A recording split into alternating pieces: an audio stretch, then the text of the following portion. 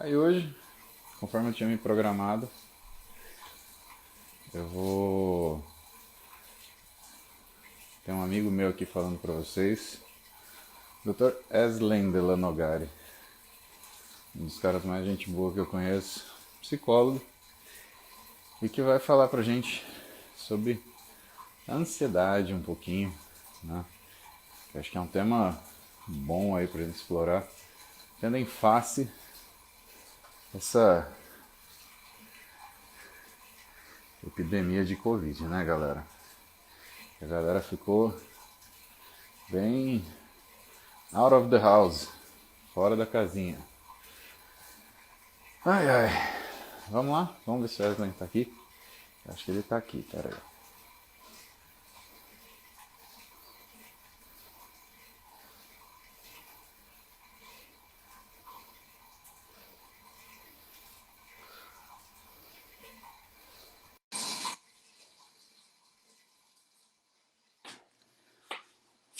Bom dia, Paulo. Bom dia, E professor aí? Wesley. Que isso, professor Paulo? Deixa eu arrumar aqui, que tá tudo enrolado aqui. A galera não sabe, né, Paulo? Mas eu falo para uns amigos meus que eu acho que o Paulo vai me bloquear no WhatsApp daqui uns dias, porque esses dias ele só me pediu um artigo e eu acabei respondendo 3 páginas explicando da onde que veio aquele artigo. Mas é importante, né, Wesley? Porque às vezes a gente quer um conhecimento, mas nós não sabe associar o que está embedded com ele, né? Uhum. Isso que eu acho que é um grande problema hoje. O pessoal deixou o livro de fora e passou a ler artigo cru, né? E eu tenho minha percepção que, assim, que aprendizado mesmo, para você entender o contexto das coisas, a gente depende do livro. Você tem que ter um livro texto para você entender o raciocínio. Perfeito. Porque senão você não consegue nem raciocinar os limites que aquele artigo vai abordar. Uhum. Então você não sabe o que ele está trazendo de inovação, você não sabe o que ele está trazendo de controvérsia. E assim, tem coisas boas e tem coisas não tão boas assim escritas, né? Perfeito. Quando a gente fala de artigo científico, né, Paulo, a gente está falando de fronteira de conhecimento. Então, é impossível você conseguir se localizar na fronteira do conhecimento se você não sabe a área do conhecimento, o consenso acadêmico atual. Então, por isso que muita gente, quando lê um artigo científico, generaliza aquele conhecimento no artigo, que muitas vezes é sobre uma proteína X num contexto Y, numa situação tal, sob tal controle. Mas não é aquilo na realidade que a gente vê na prática clínica ou alguma coisa assim, né?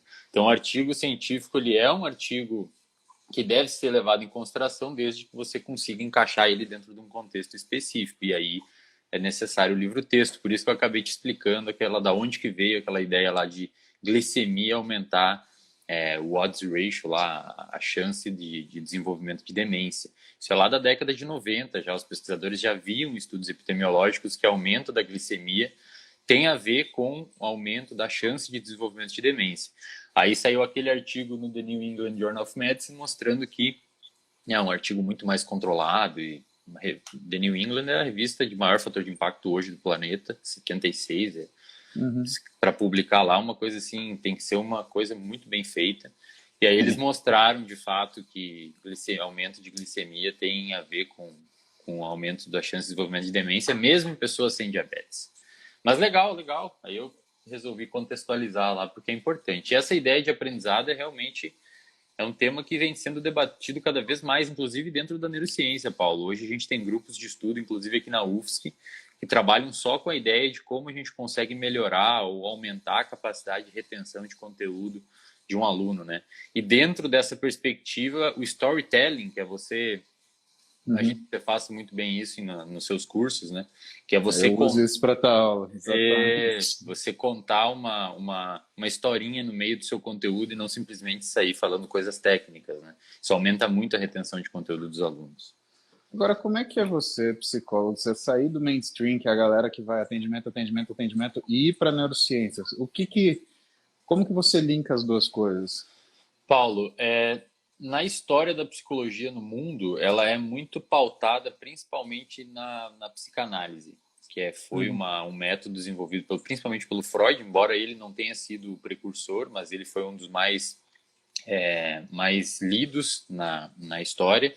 A psicanálise contribuiu muita coisa para a psicologia de fato, na metade do século XX até os anos 50, depois parou.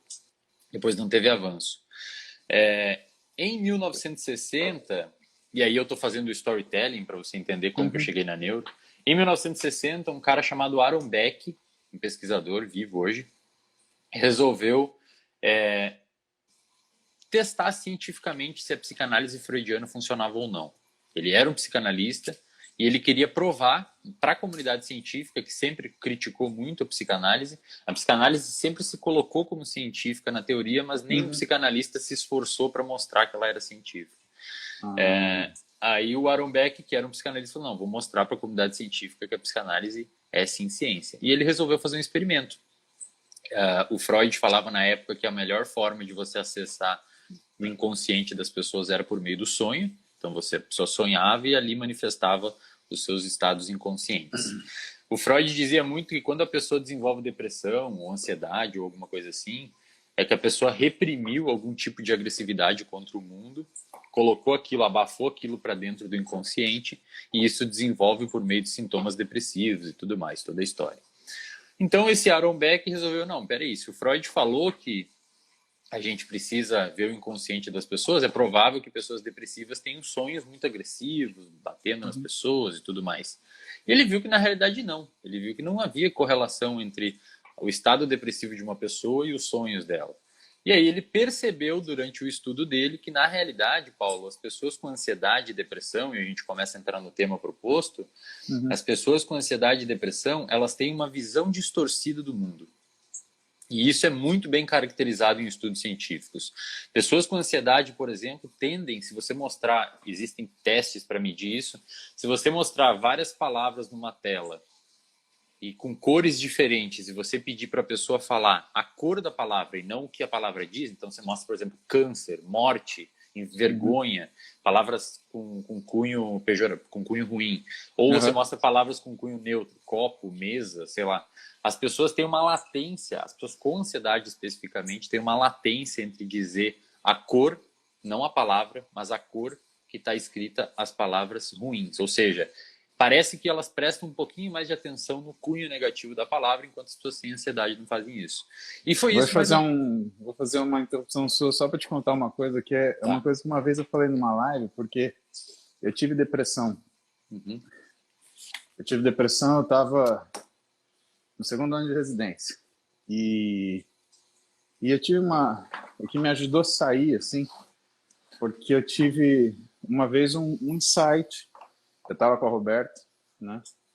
E a gente estava tendo uma dificuldade. E eu, do nada, assim, eu estava pensando, poxa, mas que falta de opção, né? Eu tenho opção A, opção B. E aí, o que eu falei? Mas eu não estou bem para decidir. Isso quer dizer que tanto a minha opção A quanto a minha opção B são ruins.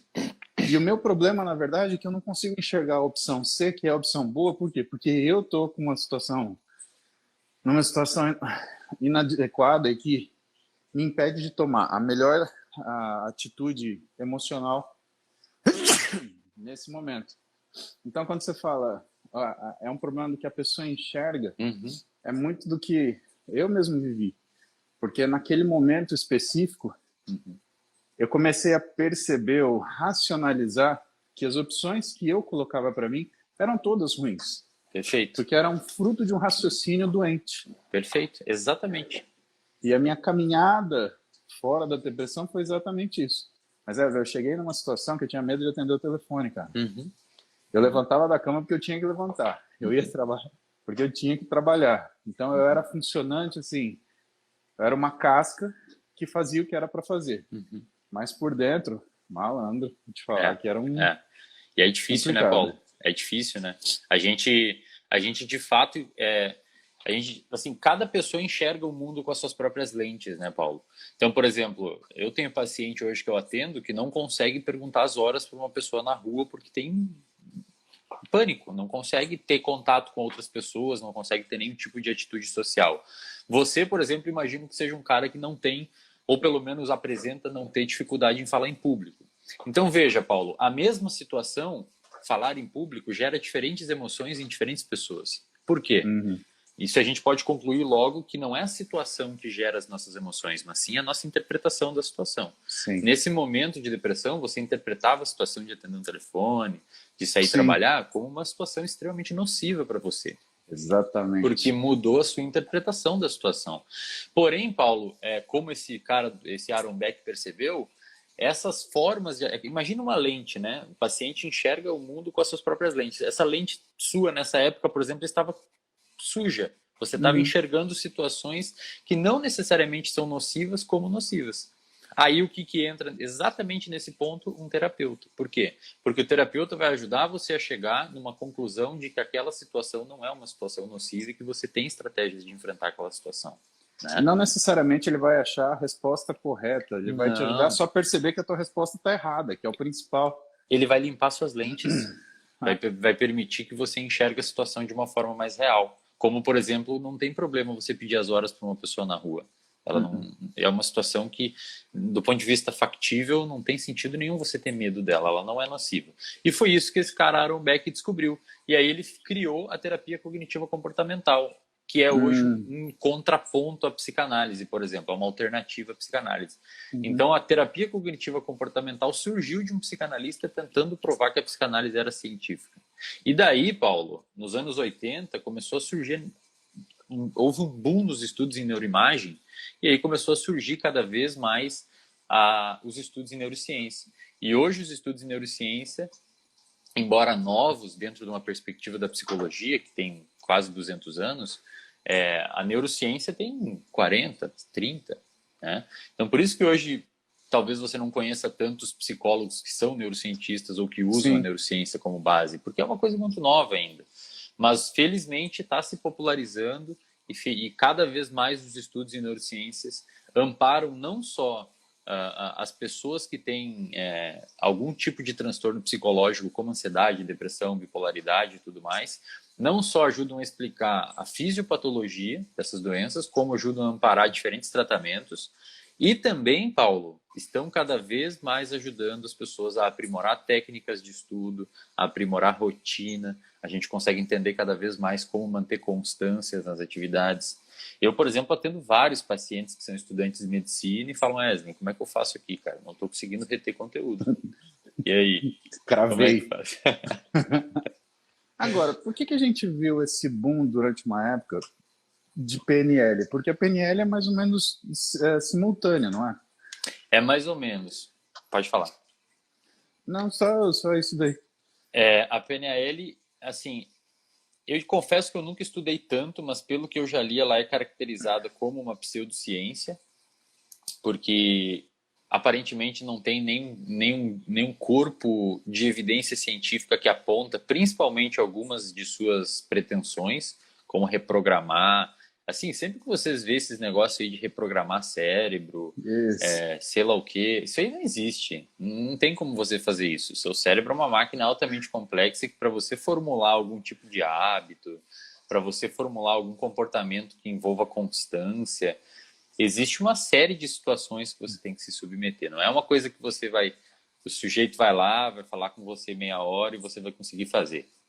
Tem muito paciente que chega para mim e fala, pô, quero mudar alguns hábitos, Wesley, como é que eu faço?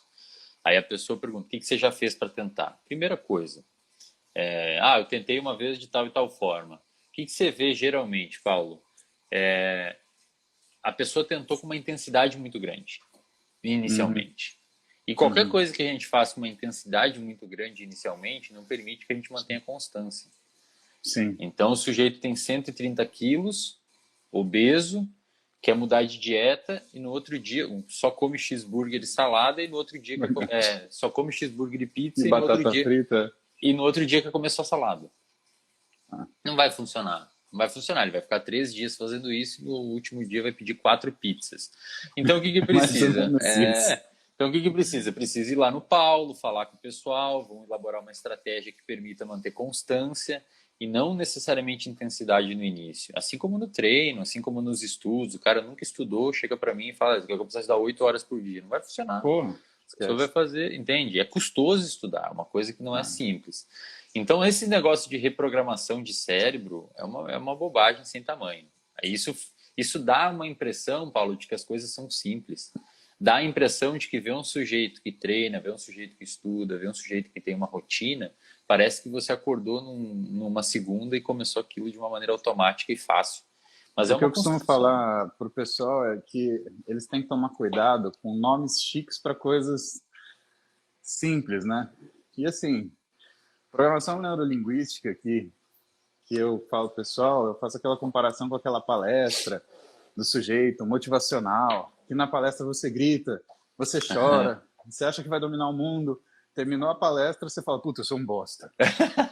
Cadê meu Fusca? Sabe, velho? Exatamente, cara.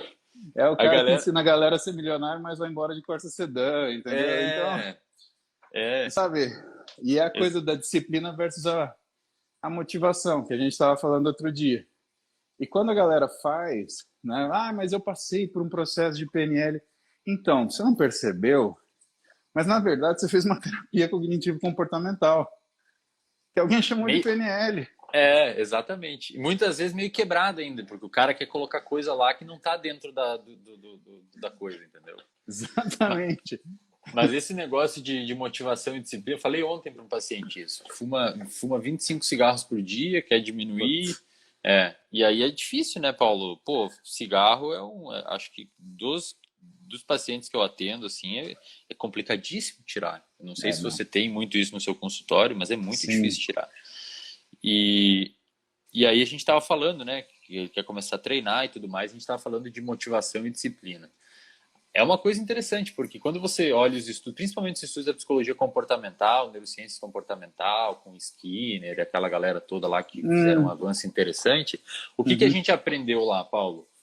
E hoje, é engraçado que quando a gente fala desses estudos em neurociências, desses estudos em psicologia, hoje a gente olha os estudos em neurociências e os estudos amparam. Os estudos em neurociência mostram a neurobiologia das técnicas psicológicas cognitivas. É sensacional. E o Skinner falava o quê, basicamente?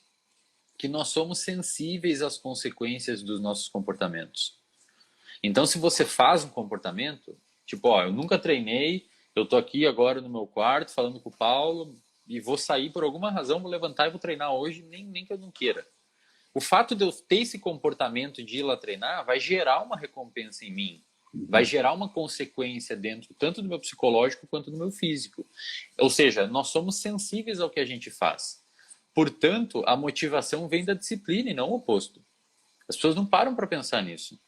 Agora eu quero que você comente uma coisa, porque às vezes eu tenho a sensação, Wesley, que o inverso também é verdadeiro. Por exemplo, o cara que está acostumado a ser ansioso, quando você começa a tratar a ansiedade dele, ele mostra uma dependência da ansiedade como modus operandi. Entende? Isso o cara usa a ansiedade como uma ferramenta. Exato. Tá. E ele acha que aquilo é positivo. E ele acha, não, mas isso me ajuda. Ele é como se ele achasse explicações para continuar sendo ansioso. É tipo aquela galera que toma Venvance para estudar e não precisa. Exatamente. E aí, na realidade, assim, o cara só fica milhão acelerado, a memória vai pro saco. Vira um pincher, né, Paulo? Sabe? Tremilicando, bravo, vira um pincherzinho. 95 tremedeira, 5% de ódio, né? A ansiedade é assim, cara. A ansiedade é uma coisa. Primeiro ponto que as pessoas têm que saber, quem está assistindo aí. A ansiedade é normal. Sentir ansiedade é normal. Algum grau de ansiedade é normal. Caso contrário, você vai atravessar a rua e você não vai olhar para os dois lados. Então, um grau de ansiedade a gente evoluiu para sentir. Tem um pesquisador de Stanford chamado Robert Sapolsky, um cara que escreveu um livro muito legal chamado Por que Zebras Não Têm Úlcera, que explica toda uma relação de estresse. O cara é maluco. No doutorado foi morar na África com um monte de babuíno, fez uns estudos lá, o cara é fora da casa, assim. Mas é um professor de Stanford, um dos principais pesquisadores hoje na área de estresse e desenvolvimento de depressão. E ele fala o seguinte, ele tem um estudo publicado na Nature que ele mostra uma curva em U invertido. O que ele tenta falar nessa... E daí ele explica a relação de glicocorticoide, de tudo mais nessa curva, né? O que ele tenta falar com esse paper? Ele basicamente fala assim, se você for um sujeito, Paulo, que é zero estressado, zero ansioso, isso vai gerar problema tanto a nível fisiológico para você, quanto a nível comportamental, tá? Se você for um cara se você não for nada ansioso e nada estressado. Imagina, Paulo, se você tem uma palestra para dar ou você tem que fazer aqui as lives matinais e você for um cara muito Blazer. tranquilo, assim. Pô, você vai ficar dormindo todo dia, vai dar uma palestra que não se preparou, entendeu? Sim, Então, um exatamente. pequeno nível, mas um Exatamente. pequeno nível de ansiedade, o Sapolsky fala que é preciso para nos ativar, é ativador você fazer, se preocupar um pouco, pô, quero fazer uma coisa com qualidade e tal. É que nem o Quando estresse do exercício. O exercício ele é um estresse, ele não é uma coisa saudável. Se você exatamente. não tiver esse estímulo estressor, o músculo não cresce. Exatamente, perfeito. E se você não tiver esse estímulo estressor, você não se comporta de uma maneira, do ponto de vista psicológico e comportamental, se você não tiver um pouquinho de estresse e ansiedade, você não vai conseguir fazer as suas demandas diárias, né? Sim. Pô, preciso ir à academia e tal, eu quero emagrecer. Você tem que ter um leve nível de ansiedade para te motivar a fazer isso. Uhum. Agora, quando isso começa a subir demais, a curva, o seu desempenho pelo nível de ansiedade, então se você tiver muito pouca ansiedade, muito pouco estresse, é ruim, porque você não vai se movimentar para fazer nada. Quando sobe um pouquinho, é bom, é um estresse e uma ansiedade saudável. Agora, quando isso começa a subir demais, o desempenho começa a cair. Então, a gente fala de ansiedade, Paulo, e a gente fala de ansiedade clínica. Existe lá no Uhum. DSM alguns critérios para a gente determinar o que é uma ansiedade clínica e qual o transtorno que o sujeito tem. No entanto, a principal coisa que a gente utiliza na prática clínica, assim, é se aquela ansiedade que você sente está prejudicando ou não as suas atividades diárias. Está prejudicando a sua vida. Aí entra isso. Muitas vezes a pessoa aí precisa de alguém olhando por trás, né, Paulo? Porque muitas vezes a pessoa é ansiosa, prejudica muito a vida dela, toma 1 litro de café, não consegue dormir, não consegue fazer nada, não consegue estudar, mas fala, não, não, não, isso é bom, eu me mantenho sempre ativo. Aí você Exatamente. vê a pessoa tá magra, ou tá obesa, ou não consegue, ou tá irritável, né? A pessoa muito Uhum. irritada, raivosa com as outras pessoas, porque tá vendo que Short tá numa fuse, né? ansiedade. Exatamente, pavio curto. Tá vendo que tá numa ansiedade enorme, aí não tá produzindo nada e fica bravo com os outros que estão, ficar pistola com a família, que acha que é a Exatamente. culpa da família por alguma razão. Então, Sabe onde esse a gente passa sujeito. isso? O cara que Hum, está fazendo dieta e aí ele não consegue fazer a dieta direito. E aí, em vez dele assumir a responsabilidade dele, cuidar das coisas, organizar a rotina dele, ele põe a culpa nos outros. Não, mas é que em casa tem criança. Bom, mas se fosse assim, exatamente, se Paulo. criança engordasse, meu amigo, Exatamente, cara. Isso, já tá ferrado. isso é o que eu mais vejo na clínica também, cara. Até eu quero escrever algum texto, mandar para algum jornal alguma hora, ou talvez até uma revisão sobre isso, porque uma coisa que eu vejo muito e não encontrei literatura explicando é que você deve ver isso com muita frequência também. Eu chamo de efeito jaquê. Tipo assim, a pessoa, já que eu comi um hambúrguer de manhã, eu vou comer uma Exatamente. pizza à noite. Eu tenho Exatamente. certeza, tem 800 pessoas assistindo, tenho certeza que muita gente está se identificando. Ah, já que eu comi um Sim, brownie no meio da manhã, eu vou almoçar pizza e não vou treinar hoje, né? exatamente. Ou já que é sábado eu saí, deixa, eu volto da dieta na segunda. Exatamente. Eu não Porque sei por banho que. tem calendário, né, gente? Exatamente. Aí vive em compartimentos diários fechados, tipo, já que eu fiz agora, portanto esse dia já queimou. Como assim? O seu organismo é uma coisa linear no tempo, não tem como. Imagino que você veja muito isso também, né? Eu costumo falar para meu paciente que tem duas frases no português, aliás, duas conjunções de palavras que são perigosíssimas no português. Já que e se. Quando você usa o já que e quando você usa o e se, você está pedindo para se fuder. É um É, negócio assim, é, líquido e certo. Porque o é. IC não existe. E aí você começa a cobrar de você uma coisa. Ah, mas e se eu tivesse? Não, mas você não teve. Então vamos fazer o que a gente tem que fazer. Não, mas já que a gente está. Não, não é já que. Vamos fazer o Exatamente. certo, porque aí a gente decide o que vai acontecer depois. A gente não fica submetido ao que vai ser o destino, né? Exatamente. E é extraordinariamente comum isso na prática clínica.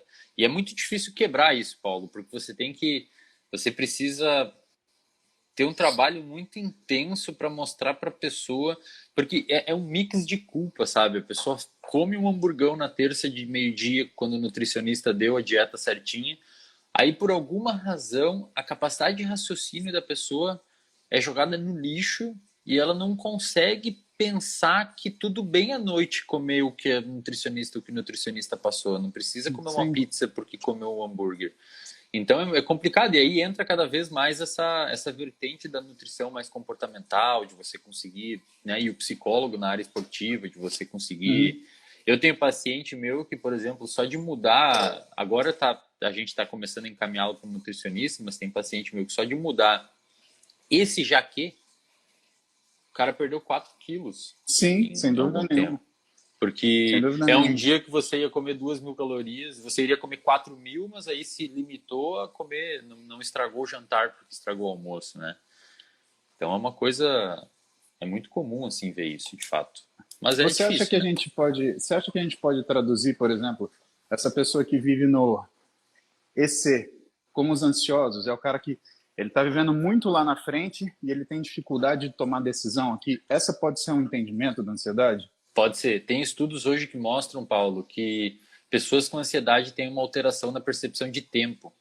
Porque o nosso encéfalo, né, o nosso cérebro, ele inerva o nosso organismo. Então você tem uma noção, mesmo que muitas vezes implícita, da sua velocidade do seu organismo. Então você sabe que se você sabe aquela sensação que, pô, tô acelerado hoje, sabe? Aquela Uhum. sensação de tô acelerado. Os estudos mostram que pessoas que sofrem de ansiedade ou quando estão sob ansiedade têm uma percepção distorcida de tempo, veem o tempo passar um pouco mais devagar, por exemplo, ou Hum. é uma distorção de fato de percepção. É bem curioso isso. E essa pessoa muitas vezes tem isso porque está vivendo lá na frente ou vivendo lá atrás. Então esse IC pode ser entendido, é uma boa sacada, pode ser entendido sim. E aí você precisa racionalizar, se localizar no espaço-tempo. É por isso que muitas pessoas quando estão em ansiedade não lembram o que aconteceu, sabe?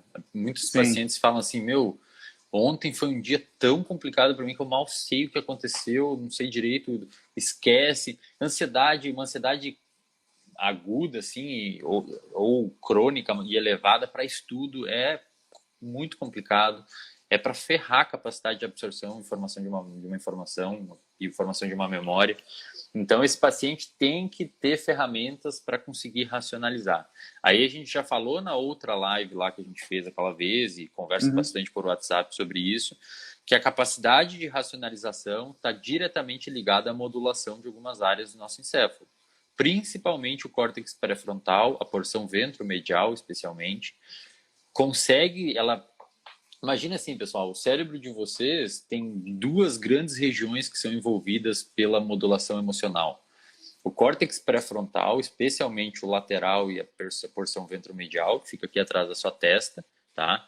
E há uma região no sistema límbico chamada amígdala, embora tenham outras, como o hipocampo, que formam a memória. Então percebam, a amígdala e o hipocampo se conectam, são duas regiões bem pertinho e uma responsável por memória e outra responsável por ansiedade, por regulação emocional. Então veja como as nossas memórias, até do ponto de vista neurobiológico, estão pertinho da região envolvida com emoção. Por isso que ansiedade, estresse, pode ser desencadeado tanto por um estímulo externo, então você está no trânsito e bate o carro, ficou puto, ficou ansioso, ficou mal, raiva, Uhum. como também por um estímulo interno. Você pode estar sentadão no sofá no domingo, ter uma lembrança ali que te gera ansiedade ou te gera estresse. Por quê? Porque a região da memória está pertinho da região da emoção. E aí tem esse outro companheiro que a gente tanto fala, que é o córtex pré-frontal, que é uma área que dentro aí do reino animal é uma área que está mais desenvolvida em nós, em primatas humanos,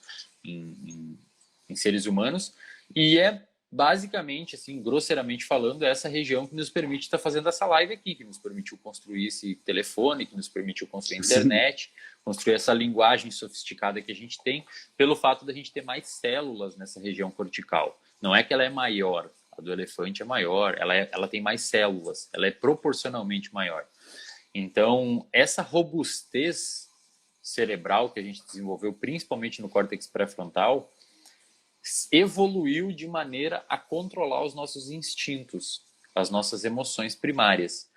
Então, quando você está raivoso, Paulo, quando você está ansioso, quando você está com depressão, a gente diz que essas áreas do sistema límbico estão hiperativas e essas áreas do córtex pré-frontal estão hipoativas. Aí, quando você vai fazer terapia, quando você faz atividade física, quando você come bem, por exemplo, tem estudos mostrando que uma dieta, não, tem estudos mostrando que obesos, pessoas obesas, têm uma disfunção em umas regiões específicas do hipotálamo, que é um órgão que executa as emoções, né? É ele que manda liberar cortisol e tudo mais, é envolvido com sono. Por isso que quando você tem problema de depressão, você tem uma disfunção hipotalâmica também, principalmente a amígdala ali, que se conecta com o hipotálamo, acaba gerando uma disfunção no hipotálamo, você tem problema de sono, você tem problema de apetite. Por quê? Porque essa região envolvida por executar as nossas emoções está com disfunção. Porém, felizmente, o nosso córtex pré-frontal consegue modular essas regiões. Então, ele é meio que um rei. Ele fala assim, ei, amígdala, tô vendo que você está muito ativa porque o Paulo precisa atender o telefone e está ansioso em atender o telefone. Aí o córtex pré-frontal fala para a amígdala isso, se você conseguir fazer essa racionalização, e você vai chegar a uma conclusão que não tem perigo atender o telefone, ou não tem problema ir à academia, se é uma pessoa que está com problema de autoestima, que acontece muito, né? Eu atendo muito paciente que não consigo treinar porque tem gente, né? Tem os caras fortão, as meninas bonitas e etc. Eu não consigo ir lá. Então você tem que ter essas ferramentas de racionalização, né, Paulo? Você tem que ter e isso tudo a terapia te oferece. A atividade física é um estímulo intrínseco que consegue fazer esse aumento de atividade do córtex pré-frontal. É um conjunto, são fatores protetores que a gente chama. O que eu explico para o meu paciente normalmente é que ele acha que o cérebro é uma coisa que ele sabe usar. E eu falo para ele que o cérebro é que nem bicicleta, que ele acha que ele sabe andar. E quando a gente vai falar dessa questão de decisão, e aí você tocou num ponto importante que, bom, você só tocou em ponto importante, mas quando você fala assim, o cara ele está acelerado, ele se sente acelerado. Isso daí é o seu núcleo ventromedial falando para você o seguinte, você não está no seu normal. Exato. E que você andar de bicicleta, ou seja, o cérebro funcionar bem, significa que você está empurrando um pé depois do outro. E que quando você está nessa situação, é como você está na bicicleta na descida, rápido, e você quer pedalar para ir mais rápido ainda, só que o pedal começa a bater na sua canela porque você perde o controle. Perfeito. E o que eu falo para eles? Eu falo, essa é a hora que você tem que, se você perceber o que está acontecendo, para 5 minutos, respira, conta até 10 que seja, olha passar 3 minutos no relógio, pacientemente, porque você vai fazer cagada. E como que eu explico para eles? Eu falo para eles que o núcleo ventromedial, principalmente, ele é um simulador. Então, por que você não enfia o dedo na tomada? Por que você não come sorvete sabor de barata? Né? O seu núcleo medial, ele já processou essa informação, já falou que é uma bosta e que, você não vai fazer. O que acontece quando a gente está bêbado? Né? A gente desfrontaliza, você perde o simulador e é por isso que você faz cagada. E aí você começa a fazer um monte de coisa que se você pensasse antes, você não faria. Por quê? Porque só sobrou o quê? A amígdala, que está lá sendo o seu fator de impulso, fazendo você fazer coisa. Perfeito. E aí entra numa questão que é o pessoal quando fala, mas eu queria tomar Venvance, eu queria tomar Modafinil, porque eu queria emagrecer. Venvance, Modafinil, Ritalina, coloca você justamente nessa situação de perder o pedal da bicicleta. E você perde o controle. E você perde a chance de perceber que você está acelerado. Então você começa a fazer besteira e você começa a desorganizar, por exemplo, no caso do estudo, toda a função hipocampal que está organizando essas memórias. E qual é o problema disso? É você ter, por exemplo, um computador que tem um disk drive, né, que acho que o pessoal nem sabe o que é isso hoje, mas que tem uma entrada USB e tem um HD. O USB funciona, só que o HD está uma bosta. Então, o que acontece? Ele põe o USB, ele lê aquilo que está lá naquele momento, só que quando ele precisa acessar aquilo depois, quando ele gravou no HD, ele gravou 20%, ele gravou 25%. Perfeito. Então, ele tem a sensação de que ele estudou mais, porque ele está acelerado. Só que o efeito real do negócio é que, na verdade, ele absorveu menos, porque ele não deu chance para o hipocampo formar aquela memória completa, porque faltou informação. E uma das informações que faltam nessas condições estão relacionadas à função emocional. porque a gente brinca, né? A gente fala, aí sempre fala, você concorda com isso, que o sentimento é a cola da memória. A gente sempre tende a lembrar memórias complexas que agregam diversos tipos de informação, principalmente emocional, né? Então você vai no hospital, você vê um paciente, você lembra de uma doença, você tem aquela percepção do sofrimento do paciente. E aí o que acontece? Ele não consegue, por exemplo, durante o estudo, lembrar das coisas que ele viu, que ele tem experiência, que ele teve que raciocinar uma vez, que ele teve dificuldade, e fica aquela memoriazinha, fraquinha, bicheirinha, que não deixa o cara ir para frente. E principalmente ele não coloca num contexto que está estudando, porque não tem esse background mais ali disponível naquele momento, né? E Paulo, pô,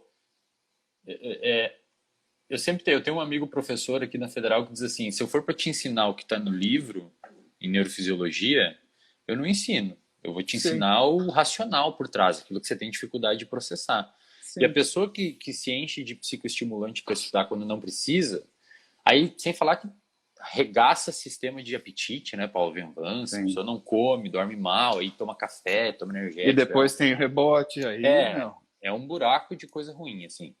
E aí você acaba não conseguindo entender o raciocínio por trás daquilo. Mas a reflexão que você fez do pré-frontal, e ali quando o álcool inibe o pré-frontal, de fato, a gente chama isso de miopia do futuro.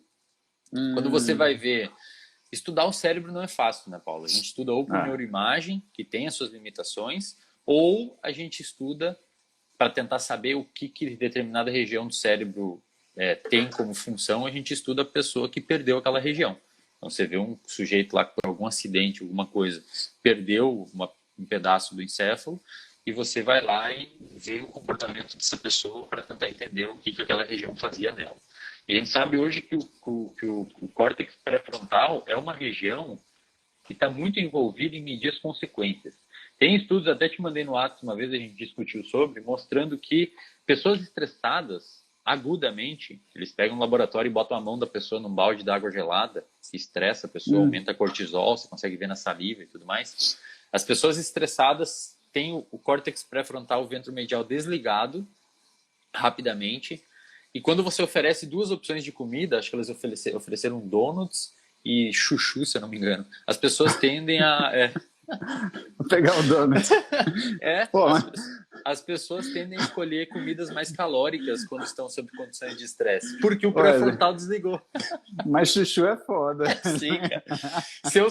Se eu sou editor dessa revista e desse paper aí, eu sou revisor, eu falo assim, pessoal, tem que refazer esse experimento aí, chuchu não dá, bicho. Aí você bota uma maçã, então, uma banana, exatamente. Uma chuchu, cara. Se é água em cubos, isso por que não põe uma berinjela de uma vez? O que eu faço com essa berinjela? Ai, caralho. Cara, se eu tô estressado... Tá mal controlado esse estudo aí, tá mal controlado. Se eu tô estressado, o nego me oferece um chuchu, uma berinjela, eu falo, brother, você sabe o que você faz com essa berinjela? Deixa ela in natura ainda, nem cozinha. Nem cozinha, bro. Nem cozinha pra ficar fácil de tirar depois. Peraí. Senão vai virar uma farofa, deixa in natura. Mas aí... Escuta, 20 anos atrás, a gente falava que a doença do século era a depressão. Hoje a gente está falando de ansiedade. E aí, essas coisas têm uma dualidade, elas andam meio juntas, né? Andam. A gente diz que... na verdade, a gente diz não, a gente vê isso tanto em prática clínica quanto em estudos, que... Geralmente, Paulo, não é regra, tá? O pessoal que está assistindo aí, falar de saúde mental é complicado porque depois as pessoas vão abrir o Google ali e vão todo mundo se autodiagnosticar com ansiedade e depressão. Exatamente. Mas geralmente a gente vê na prática clínica que a pessoa começou com ansiedade. Então a pessoa começou a sentir muita ansiedade, começou a ficar muito acelerada e começou a ficar estressada, aí tenta resolver de uma maneira muito torta. Aí, sei lá, tô ansiosa, daí começa a cair a produtividade. Hoje, muitas pessoas precisam produzir, né? E aí começa a tomar muito café. Isso Paulo, você não tem noção as pessoas que não sabem o efeito ansiogênico do café e tomam uma garrafa de café, um litro de café por dia e não conseguem dormir, aí viram num ciclo, é complicado. Aí entra a educação, coisa que você faz em todas as lives aqui de manhã, pessoal, ó, isso e aquilo, tentam fazer isso, tentam fazer aquilo. Isso impacta muito mesmo. Então, o que acontece? Geralmente, elas andam junto, pessoas com depressão, quando a depressão já é muito mais... quando a profundidade da depressão é muito maior, a pessoa já não sente tanta ansiedade. Mas o que a gente vê na prática clínica? Geralmente a pessoa começa meio ansiosa, aí não trata, acha que é normal, que dá conta, que tá tudo bem, ou acha que psicólogo é coisa de maluco e tudo mais. Verdade. Vive na década de 1790, quando ainda existia esse tipo de pensamento, isso se perpetuou. Não, é complicado. Aí, pelo fato da ansiedade gerar um quadro de estresse muito crônico, Paulo, aí a pessoa começa a apresentar comportamento depressivo. O estresse hoje, pessoal, é um dos principais candidatos a contribuir para a depressão. Se você pegar, por exemplo, pacientes com síndrome de Cushing, que por algum tipo de tumor, alguma coisa, ou no eixo lá, ou na adrenal, tem um cortisol elevado, que o cortisol é o hormônio do estresse, então a pessoa tem, em vez do ciclo de cortisol, em vez da pulsão de cortisol respeitar o ciclo circadiano, a pessoa está sempre elevado o cortisol, né? Até 60% dessas pessoas têm depressão. Então parece que de fato tem um componente muito grande do cortisol elevado para desenvolvimento de depressão. Inclusive tem testes mostrando que se você faz aquele teste de supressão do eixo com dexametasona e você vê que o eixo hipotálamo pituitário adrenal ele está começando a se regular, depois de um tempo a pessoa baixa um pouco o comportamento depressivo. Tudo está indicando que o estresse leva ao desenvolvimento de depressão. No meu mestrado eu trabalhei com isso em modelos animais, você consegue induzir modelos animais administrando dexametasona, você consegue induzir depressão. Você vê que o cortisol alto, Paulo, regaça o hipocampo, ocorre morte dendrítica mesmo, morte neuronal, os neurônios morrem devido à toxicidade do cortisol alto. Aí a pessoa está num quadro de ansiedade e isso acaba levando a depressão. Então é impossível a gente dividir as duas coisas, Paulo. É impossível dividir as duas coisas. Mas o que é importante saber, até do ponto de vista prático, é que hoje a gente vive numa sociedade muito ansiogênica. Então, se você for uma pessoa que vive regido pela sua amígdala, digamos assim, se você não para ter um controle ativo das suas emoções, a gente fala de controle top-down, né, córtex pré-frontal, amígdala e não o oposto, você tá ferrado, cara.